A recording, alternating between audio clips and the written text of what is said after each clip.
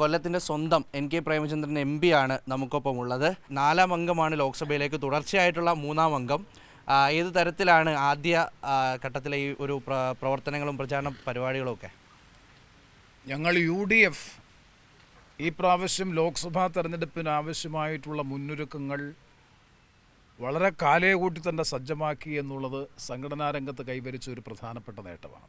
പിന്നെ സ്ഥാനാർത്ഥി എന്ന നിലയിൽ ഈ ലോക്സഭാ മണ്ഡലത്തിൽ 24/7 എന്ന നിലയിൽ നിറഞ്ഞു നിന്ന് പ്രവർത്തിക്കുന്ന ഒരു പൊതുപ്രവർത്തകൻ, ജനപ്രതിനിധി എന്ന നിലയിൽ ജനങ്ങളുമായിട്ടുള്ള നിരന്തരമായ ഇടപെടലും ജനകീയ പ്രശ്നങ്ങളിലുള്ള ഇടപെടലും കൊണ്ട് സജീവമായി തന്നെയാണ് ലോക്സഭാ മണ്ഡലത്തിൽ നിൽക്കുന്നത്.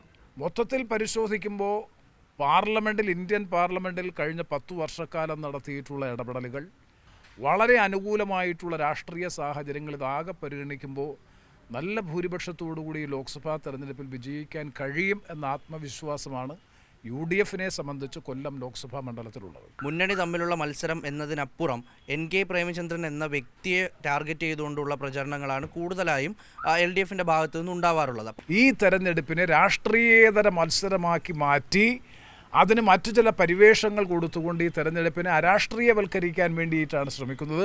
ഒരു രാഷ്ട്രീയ മത്സരത്തിലൂടെ CPMന് കൊല്ലം ലോക്സഭാ മണ്ഡലത്തിൽ മുന്നേറാൻ, വിജയിക്കാൻ കഴിയില്ല.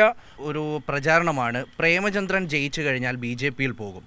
കഴിഞ്ഞ 2 തവണയും കേട്ട പ്രചാരണമാണ്, ഇത്തവണയും ആവർത്തിച്ച് കേൾക്കുന്ന സമീപകാലത്ത് ഉദാഹരണങ്ങൾ താങ്കൾ തന്നെ പറഞ്ഞു. അപ്പോൾ അതിന് ഒരു മറുപടി എന്താ?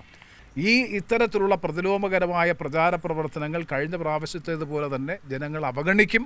ഒരു കാരണവശാലും BJPയുടെ നേതൃത്വത്തിൽ, മോദിയുടെ നേതൃത്വത്തിലുള്ള തുടർഭരണം ഉണ്ടാകാൻ പോകുന്നില്ല. ഒരു കാര്യം കൂടി ഞാൻ സൂചിപ്പിക്കാൻ ആഗ്രഹിക്കുന്നു. എൻ്റെ രാഷ്ട്രീയ ജീവിതത്തിൽ എൻ്റെ ഏറ്റവും വലിയ അസറ്റ് എന്ന് പറഞ്ഞ പൊളിറ്റിക്കൽ ക്രെഡിബിലിറ്റിയാണ്, രാഷ്ട്രീയമായിട്ടുള്ള വിശ്വാസ്യതയാണ്. അത് പൊതുജീവിതത്തിലും രാഷ്ട്രീയ ജീവിതത്തിലും കാത്തുസൂക്ഷിക്കാൻ കഴിഞ്ഞിട്ടുണ്ട്. ഇനിയും ആ രാഷ്ട്രീയമായിട്ടുള്ള ക്രെഡിബിലിറ്റിക്ക് ഒരു പോറലും ഏൽക്കുന്ന നിലയിലുള്ള ഒരു പ്രവർത്തനവും എൻ്റെ ഭാഗത്തൊന്നും ഉണ്ടാകില്ല എന്ന് മാത്രമല്ല, തികഞ്ഞ അർപ്പണബോധത്തോടെ ജാഗ്രതയോടുകൂടി തന്നെ ഇന്ത്യ മുന്നണിയോടൊപ്പം നിന്ന് അതിന് ശക്തമായ നേതൃത്വം കൊടുക്കുന്നതായിരിക്കും വ്യക്തമായിട്ടുള്ള രാഷ്ട്രീയം. MLAക്കെതിരെയുള്ളൊരു ആരോപണമാണ് എപ്പോഴും അവൈലബിൾ ആയിട്ടുള്ള ഒരു ജനപ്രതിനിധി അല്ല എന്ന്. ആ വിഷയത്തിന് കൂടുതലൊരു ഊന്നൽ നൽകുമോ? ഇല്ല, ജനങ്ങൾക്കറിയാമല്ലോ. ഇപ്പോൾ എന്നെ സംബന്ധിച്ചിടത്തോളം ഒരു ജനപ്രതിനിധി എന്ന നിലയിൽ സാധാരണക്കാരനും സമ്പന്നനും ഇടത്തരക്കാരനും ആർക്കും എന്നെ സമീപിക്കാം, എപ്പോൾ വേണമെങ്കിലും ഫോൺ ചെയ്യാം, ഏത് സമയവും അവൈലബിളാണ്. രാത്രിയായാലും പകലായാലും ഞാൻ ആക്സസ് ടു ദ പീപ്പിളാണ്. ജനങ്ങളുമായി ഏറ്റവും കൂടുതൽ അടുപ്പം പുലർത്തുന്ന ഒരാളാണ്.